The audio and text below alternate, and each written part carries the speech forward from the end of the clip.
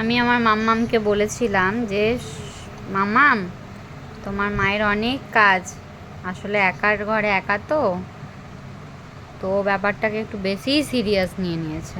তাই জন্য ওর only 7 month বয়সে ও নিজে সেলফ ডিপেন্ডেন্ট হয়ে গেছে। ওকে কারোর প্রয়োজন নেই। ও নিজে নিজে এরকম নিজে নিজে বোতল দুধু খেয়ে নেয়, কাউকে লাগে না। আবার একা একাই ঘুমিয়ে পড়ে।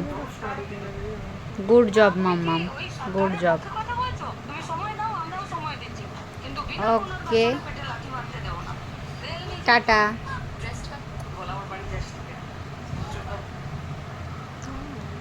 খেয়ে নাও, হাসবে পরে। খেয়ে নাও, খেয়ে নাও।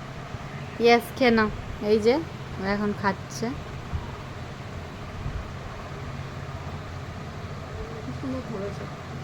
খেয়ে নাও। হ্যাঁ, টাটা।